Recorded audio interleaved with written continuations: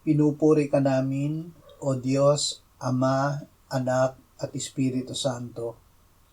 Salamat, Ama, na ibinigay mo sa amin si Jesus na iyong anak na namatay para sa aming kasalanan, iyong muling binuhay, iniakyat at iniluklok sa iyong kanan sa langit.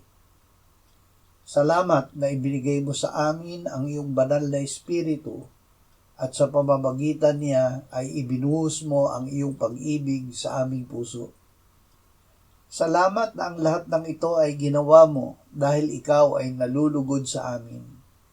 Luwalhati sa Diyos sa kataas-taasan at sa lupa'y kapayapaan sa mga taong kinalulugdan niya.